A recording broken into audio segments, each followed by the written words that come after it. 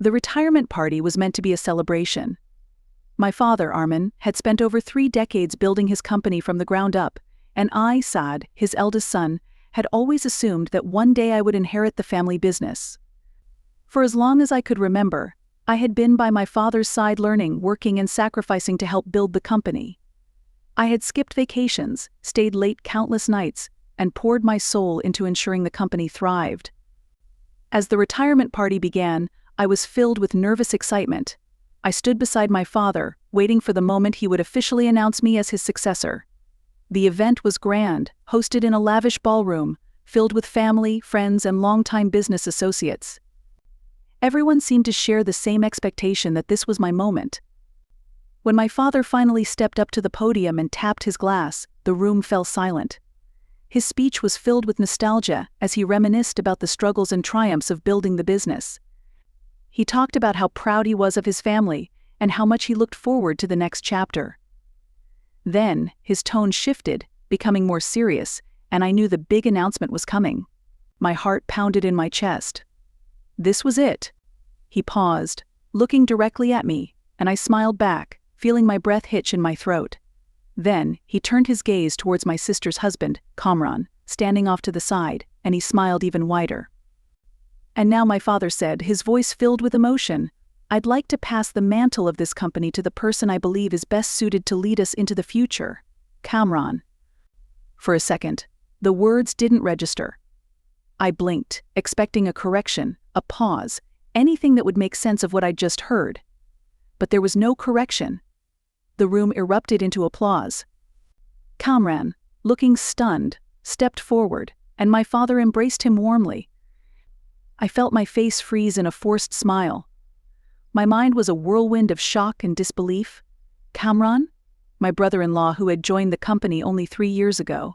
The man who, in my eyes, barely knew the business. How could this be happening? My sister, Mira, who stood beside me, squeezed my arm gently. Saad, are you okay? She whispered, her face a picture of concern. I nodded stiffly, unable to trust my voice. I was reeling. I had to get out of there. I clapped along with the crowd, but it felt robotic, forced. I needed answers, but I couldn't make a scene here, not now, not in front of everyone. As soon as I saw an opening, I made my way towards my father, who was surrounded by well-wishers and smiling faces. My steps felt heavy, each one a struggle as my heart pounded in my chest.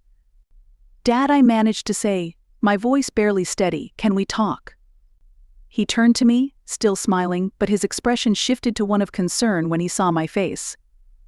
Of course, Saad, he said, his tone gentle. Let's step outside for a moment. We moved away from the crowd, into a quiet corner near the terrace. I took a deep breath, trying to steady the rush of emotions bubbling up inside me. Why, I asked, my voice strained. Why did you give the business to Kamran? I thought. It was supposed to be me. Dad sighed deeply, looking into my eyes with a mixture of sadness and determination. I know, son, I know that's what you expected, but I had to make the decision that I felt was best for the company's future. Kamran, I nearly shouted, unable to contain my disbelief. He's barely been here. I've been by your side my entire life, Dad. I know this business better than anyone. Why him? He remained calm, though his expression tightened. It's not just about who knows the business better, Saad. It's about who has the vision to take it forward. Kamran brings a new perspective, fresh ideas that I believe are crucial. I felt my temper rising. What about my ideas? I've been giving you suggestions for years, but you always shot them down. And now, suddenly, Kamran's ideas are gold. Dad shook his head, looking genuinely pained. It's not like that. Kamran has shown leadership, the ability to make tough decisions. And I cut him off, my voice breaking with frustration. Dad reached out to place a hand on my shoulder, but I stepped back. You're a hard worker, Saad, and I'm proud of you. But sometimes being too close to something makes it hard to see it objectively. Kamran has a different viewpoint. I shook my head, feeling the weight of betrayal settle in my chest. This isn't fair, Dad. He sighed again, a heavy sound that seemed to carry years of weariness. Life isn't always fair, son, but I stand by my decision. I couldn't take it anymore. I turned away, leaving the room before I said something I would regret. I needed to clear my head to breathe. I found myself outside, on the hotel terrace. The cold night air felt like a slap in the face, but it did nothing to calm the storm brewing inside me. How could my father do this to me? How could he hand over everything I had worked for to Kamran, who had barely put in any time at all? After a few moments, I heard the sound of footsteps behind me. I turned and saw Kamran approaching, looking hesitant. "Sad," he began, his voice soft, "can we talk?" I didn't respond, just stared at him, waiting. I had no idea Armin uncle was going to do this, Kamran continued. "If I had known, I would have told him that you deserved it more than anyone. You've earned it." I clenched my jaw. "Then why didn't you say something?" I shot back, my voice sharper than I intended. "Why didn't you refuse?" Kamran looked genuinely torn. I didn't know how. I was shocked. I still am. I never wanted this to cause a rift between us. "A rift?" I laughed bitterly. "This is more than a rift, Kamran. You're taking what's mine." He shook his head, his expression earnest. "I'm not trying to take anything from you, Sad. I respect you. I want us to work together. You know this business better than anyone. I need you." I stared at him, my mind a swirl of anger and confusion. Could I trust him? Could I find a way to work with him? "Just give me some time," I muttered, turning away. "I need to think." Days passed, and I tried to avoid Kamran and my father as much as possible. At the office, I focused on my work, but every time I saw Kamran in Dad's old chair, a fresh wave of resentment washed over me. I started watching him more closely, trying to find flaws, mistakes, anything that could prove he wasn't fit to lead.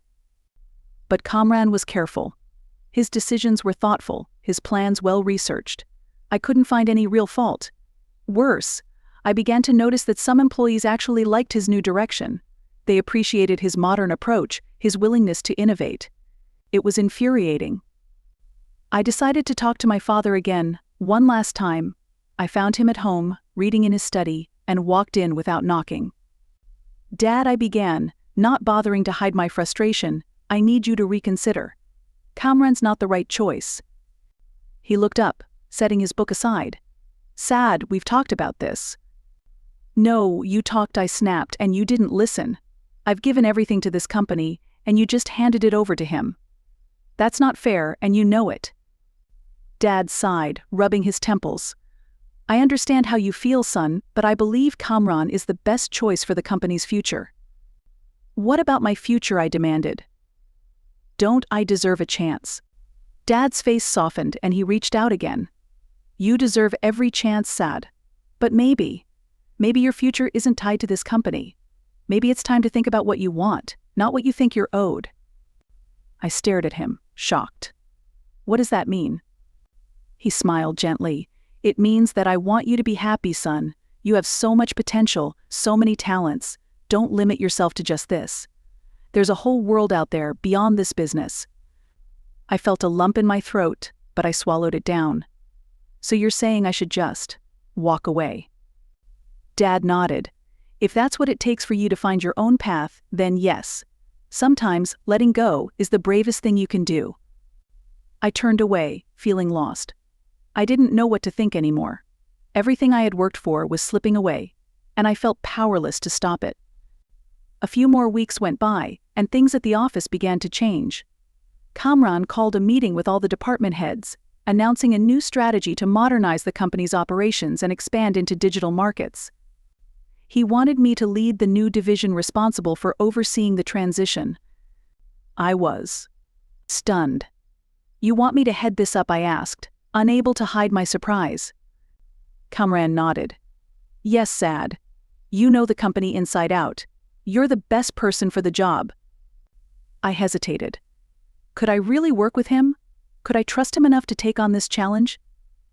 But as I looked around the room, at the faces of my colleagues, many of whom were looking to me for guidance, I realized something.